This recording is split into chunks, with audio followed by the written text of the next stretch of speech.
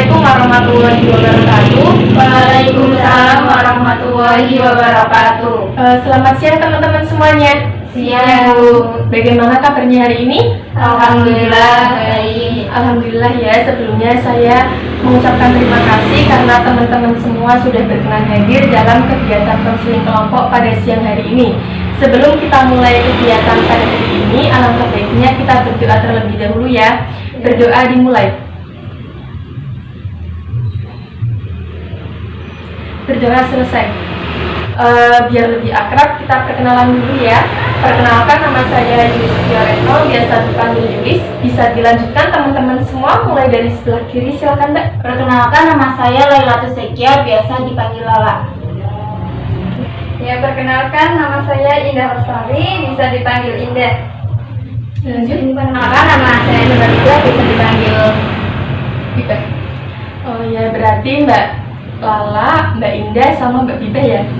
Oke, di sini kita akan melaksanakan konseling kelompok. Sebelumnya saya ingin bertanya, apakah dari teman-teman ini sudah pernah mengikuti konseling kelompok? Belum.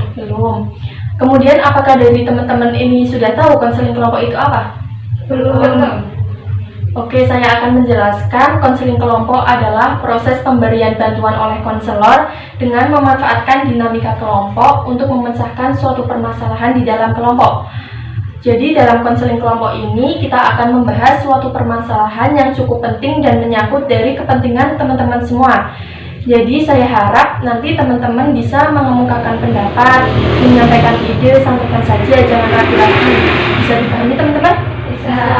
Dalam konseling kelompok ini ada beberapa asas yang perlu kita taati bersama, yaitu diantaranya ada asas kerahasiaan.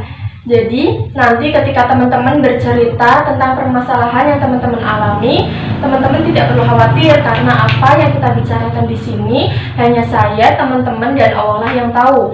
Yang kedua yaitu ada asas keterbukaan. Jadi nanti saat teman-teman mengemukakan pendapat atau menyampaikan ide, diharapkan dengan terbuka ya, tidak ada yang ditutup-tutupi karena untuk mempermudah dalam proses konseling ini. Yang ketiga yaitu ada asas kesukarelaan. Jadi nanti ketika teman-teman mengemukakan pendapat atau menyampaikan ide, teman-teman diharapkan dengan sukarela ya, artinya tidak merasa terpaksa. Yang paling penting yaitu kesukarelaan teman-teman semua dalam anggota kelompok ini. Sukarela bukan datang ke sini.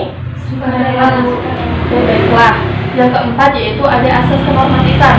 Jadi dalam asas kenormatifan ini, ketika teman-teman mengemukakan pendapat itu, utamakan kesopanan ya, dan saling menghargai satu sama lain. Yang kelima yaitu ada asas kegiatan. Jadi ketika nanti konseling kelompok berjalan, teman-teman diharapkan dapat berperan aktif kayak gitu. Bisa dipahami teman-teman? Bisa. Oke. Sebelumnya saya mohon maaf karena dalam konseling kelompok ini hanya ada waktu sekitar 15 menit. Semoga cukup ya teman-teman. Iya. Sebelumnya saya ingin mengetes konsentrasi teman-teman semua nih. Kelihatannya belum pada konsentrasi ya. Oke, jadi dalam permainannya yaitu ketika saya bilang konsentrasi, nanti teman-teman bilang konsentrasi dimulai kayak gitu. Saya contohkan dulu ya. Konsentrasi. Teman-teman bilang Konsentrasi dimulai. 1, 2, 3, 4, 5, 6, 7, 8, 9, 10, 11, 12. Nanti kalau hitungannya cepat, gerakannya juga mengikuti cepat kayak gitu ya. Bisa dicoba? Bisa. Oke, kita coba. Konsentrasi. Konsentrasi dimulai. 1, 2, 3, 4, 5, 6, 7, 8, 9, 10, 11, 12. Ya teman-teman belum kadar konsentrasi ya. Oke, ulangi lagi. Konsentrasi. Konsentrasi dimulai. 1, 2, 3, 4, 5, 6, 7, 8, 9, 10, 11, 12. Oke, udah pada konsentrasi ya. Tahap berikutnya kita akan membahas suatu permasalahan yang sudah saya tentukan, yaitu kesulitan dalam memanajemen waktu. Nanti kita berdiskusi bersama-sama ya. Iya. Apakah teman-teman semua sudah siap dengan tahap berikutnya? Siap. Oke, bisa dimulai. Teman-teman menceritakan permasalahan yang sedang dialami atau pernah dialami kayak gitu. Bisa dimulai dari siapa dulu? Silahkan Bu. Oke Mbak, silahkan. Jadi gini, saya itu sulit untuk memanage waktu dalam pekerjaan, terus kuliah saya sama organisasi saya, Bu.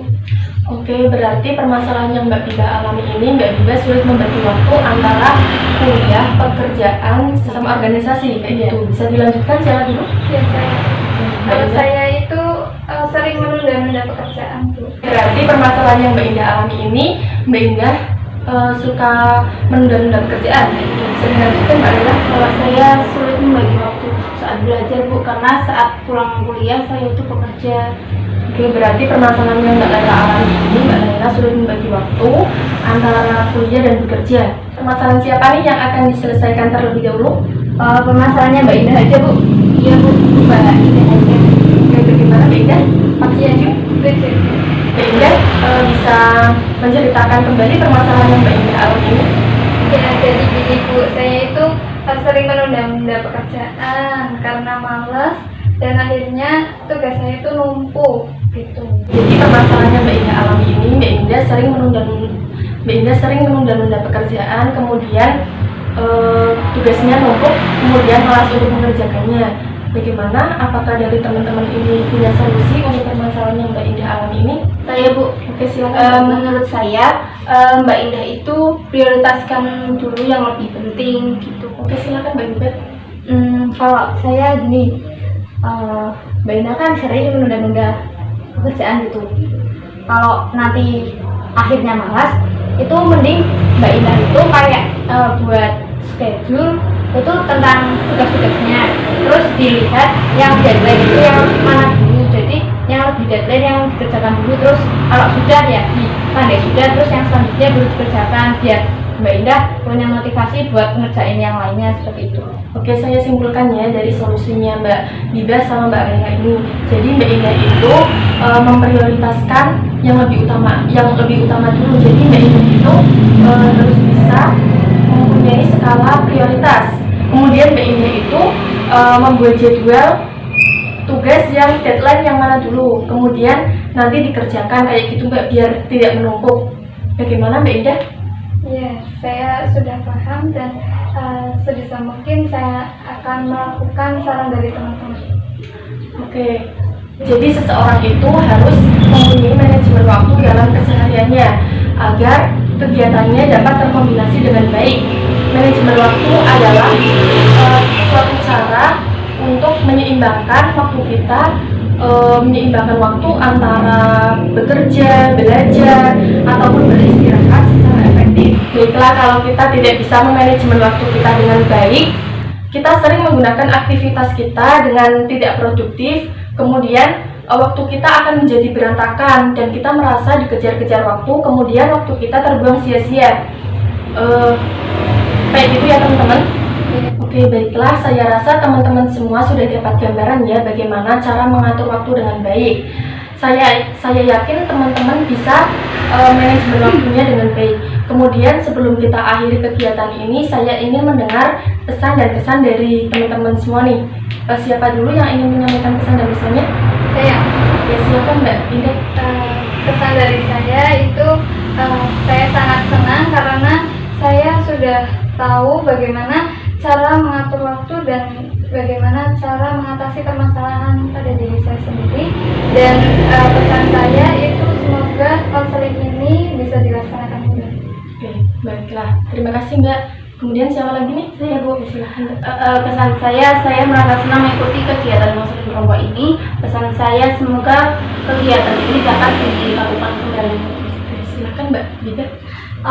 Kalau saya kesannya itu sangat menyenangkan, sangat seru karena waktu kita tuh nggak terbuang sia-sia gitu, jadi bermanfaat. Terus untuk pesannya mudah-mudahan tadi kan permasalahan Mbak Ida udah selesaikan, nanti biar saya atau Mbak Rama yang diselesaikan seperti itu. Oke, baiklah, terima kasih ya.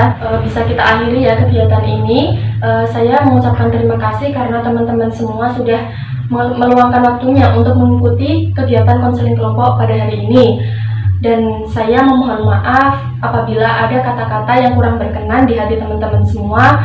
Semoga kegiatan kita pada hari ini dapat bermanfaat dan semoga kita semua dapat menjadi pribadi yang lebih baik lagi. Oke, kita akhiri kegiatan ini dengan membaca hamdalah bersama-sama.